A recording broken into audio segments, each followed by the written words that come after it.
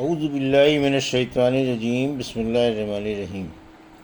الحمد للہ رب العالمین والصلاة والسلام علی سید المرسلین و خاتم النبیین، اما بعد۔ صحیح بخاری، باب کتاب الخصومات، حدیث نمبر 2419، اردو ترجمہ۔ ہم سے عبداللہ بن یوسف نے بیان کیا، کہا کہ ہم کو امام مالک نے خبر دی، انہیں ابن شہاب نے، انہیں عروہ بن زبیر رضی اللہ عنہ نے، انہیں عبد الرحمن بن عبد القاری نے، کہ انہوں نے عمر بن خطاب رضی اللہ عنہ سے سنا کہ وہ بیان کرتے تھے کہ میں نے حشام بن حکیم بن حزام رضی اللہ عنہ کو سورہ فرقان ایک دفعہ اس قرات سے پڑھتے سنا جو اس کے خلاف تھی جو میں پڑھتا تھا، حالانکہ میں قرات خود رسول اللہ صلی اللہ علیہ وسلم نے مجھے سکھائی تھی۔ قریب تھا کہ میں فوراً ہی ان پر کچھ کر بیٹھوں، لیکن میں نے انہیں مہلت دی کہ وہ نماز سے فارغ ہو لیں۔ اس کے بعد میں نے ان کے گلے میں چادر ڈال کر ان کو گھسیٹا اور رسول اللہ صلی اللہ علیہ وسلم کی خدمت میں حاضر کیا۔ میں نے آپ سے کہا کہ میں نے انہیں اس قرات کے خلاف پڑھتے سنا ہے جو آپ نے مجھے سکھائی ہے۔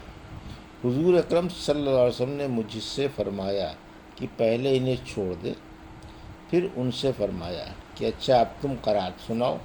انہوں نے وہی اپنی قرات سنائی۔ آپ نے فرمایا کہ اسی طرح نازل ہوئی تھی۔ اس کے بعد مجھ سے آپ نے فرمایا کہ اب تم بھی پڑھو۔ میں نے بھی پڑھ کے سنایا۔ آپ نے اس پر بھی فرمایا کہ اسی طرح نازل ہوئی۔ قرآن 7 قراتوں میں نازل ہوا ہے، تم کو جس میں آسانی ہو اسی طرح سے پڑھ لیا کرو۔ حدیث نمبر 2420، اردو ترجمہ۔ جب حال معلوم ہو جائے تو مجرموں اور جھگڑے والوں کو گھر سے نکال دینا۔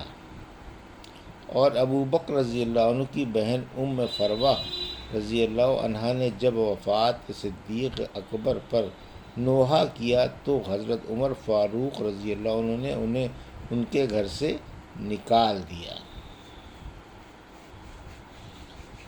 ہم سے محمد بن بشار نے بیان کیا، کہا کہ ہم سے محمد بن عدی نے بیان کیا، ان سے شعبہ نے، ان سے سعد بن ابراہیم نے، ان سے حمید بن عبد الرحمن نے، ان سے ابو ہریرہ رضی اللہ عنہ نے بیان کیا کہ نبی کریم صلی اللہ علیہ وسلم نے فرمایا، میں نے تو یہ ارادہ کر لیا تھا کہ نماز کی جماعت قائم کرنے کا حکم دے کر خود ان لوگوں کے گھروں پر جاؤں جو جماعت میں حاضر نہیں ہوتے اور ان کے گھروں کو جلا دوں۔ حدیث نمبر 2421، اردو ترجمہ۔ میت کا وصی اس کی طرف سے دعویٰ کر سکتا ہے۔ ہم سے عبداللہ بن محمد نے بیان کیا، کہا کہ ہم سے سفیان نے بیان کیا، ان سے زہری نے، ان سے عروہ نے اور ان سے عائشہ رضی اللہ عنہا نے کہ ذمے کی ایک باندی کے لڑکے کے بارے میں عبد بن زمعت اور سعد بن ابی وقاص رضی اللہ عنہ اپنا جھگڑا رسول اللہ صلی اللہ علیہ وسلم کی خدمت میں لے کر گئے۔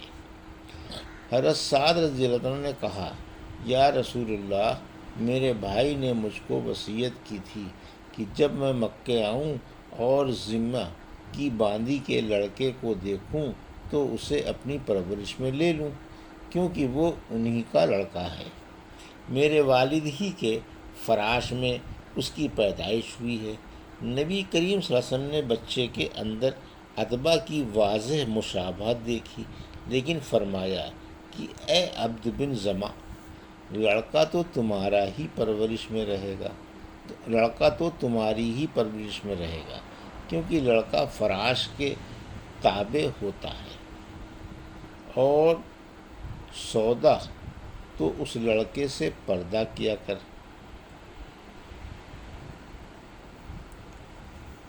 حدیث نمبر 2422،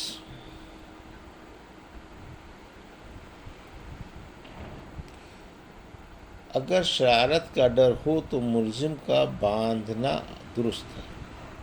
اور عبداللہ بن عباس نے اپنے غلام اکرمہ کو قرآن و حدیث اور دین کے فرائض سیکھنے کے لیے قید کیا۔ ہم سے قنیبہ نے بیان کیا، انہوں نے کہا کہ ہم سے لیث نے بیان کیا، ان سے سعید بن ابی سعید نے، اور انہوں نے ابو ہریرہ رضی اللہ عنہ کو یہ کہتے سنا کہ رسول کریم صلی اللہ علیہ وسلم نے چند سواروں کا ایک لشکر نجد کی طرف بھیجا۔ یہ لوگ بنو حنیفہ کے ایک شخص کو جس کا نام ثمامہ بن اسال تھا اور اہل یمامہ کا سردار تھا پکڑ لائے اور اسے مسجد نبوی کے ایک ستون سے باندھ دیا۔ پھر رسول کریم صلی اللہ علیہ وسلم تشریف لائے اور آپ نے پوچھا، ثمامہ تو کس خیال میں ہے؟ انہوں نے کہا، اے محمد صلی اللہ علیہ وسلم میں اچھا ہوں۔ پھر انہوں نے پوری حدیث ذکر کی۔ آپ صلی اللہ علیہ وسلم نے فرمایا تھا کہ ثمامہ کو چھوڑ دو۔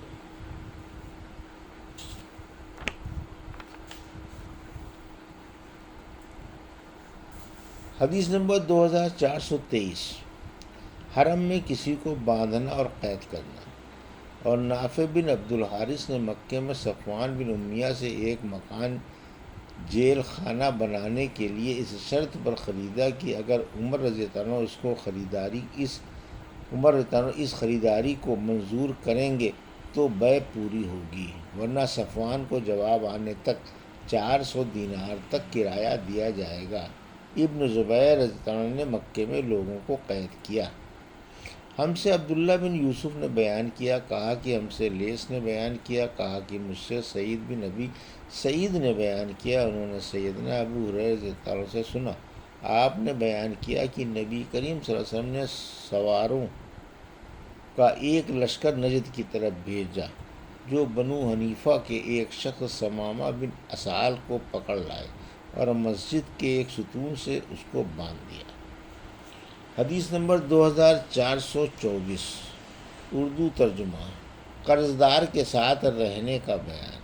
ہم سے یحییٰ بن بکیر نے بیان کیا، انہوں نے کہا کہ ہم سے لیث نے بیان کیا، انہوں نے کہا مجھ سے جعفر بن ربیعہ نے بیان کیا، کہا کہ مجھ سے جعفر بن ربیعہ نے بیان کیا، ان سے عبد الرحمن بن حرمز نے، ان سے عبداللہ بن کعب بن مالک انصاری نے، اور ان سے کعب بن مالک رضی اللہ عنہ نے کہ عبداللہ بن ابی حضرت اسلمی رضی اللہ عنہ پر ان کا قرض تھا۔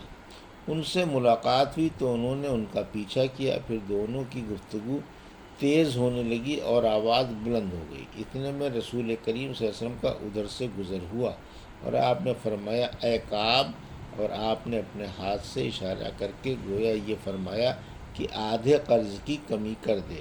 چنانچہ انہوں نے آدھا لے لیا اور آدھا قرض معاف کر دیا۔ حدیث نمبر 2425، اردو ترجمہ، باب تقاضا کرنے کا بیان۔ ہم سے اسحاق بن راہویہ نے بیان کیا، کہا کہ ہم سے وہب بن جریر بن حازم نے بیان کیا، انہیں شعبہ نے خبر دی، انہیں اعمش نے، انہیں ابو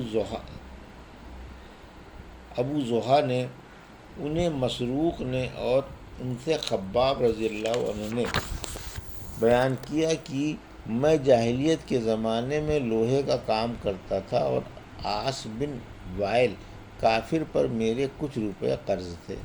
میں اس کے پاس تقاضا کرنے گیا تو اس نے مجھ سے کہا کہ جب تک تو محمد صلی اللہ علیہ وسلم کا انکار نہیں کرے گا میں تیرا قرض ادا نہ کروں گا۔ میں نے کہا، ہرگز نہیں، اللہ کی قسم میں حضرت محمد صلی اللہ علیہ وسلم کا انکار کبھی نہیں کر سکتا یہاں تک کہ اللہ تعالیٰ تمہیں مارے اور پھر تم کو اٹھائے۔ وہ کہنے لگا کہ پھر مجھ سے بھی تقاضا نہ کر، میں جب مر کے دوبارہ زندہ ہوں گا اور مجھے دوسری زندگی میں مال اور اولاد دی جائے گی تو تمہارا قرض بھی ادا کر دوں گا۔ اس پر یہ آیت نازل ہوئی، تم نے اس شخص کو دیکھا جس نے ہماری آیتوں کا انکار کیا اور کہا کہ مجھے مال اور اولاد ضرور دی جائے گی، آخر آیت تک۔ یہ تھی صحیح بخاری باب کتاب الخصومات کی حدیث نمبر 2419 سے 2425 کا اردو ترجمہ جو ابھی آپ نے سماعت فرمایا۔ اللہ سے دعا ہے کہ اللہ ہمیں ان حدیثوں کی صحیح سمجھ عطا فرما اور ان پر عمل کرنے کی توفیق عطا فرما، آمین یا رب العالمین۔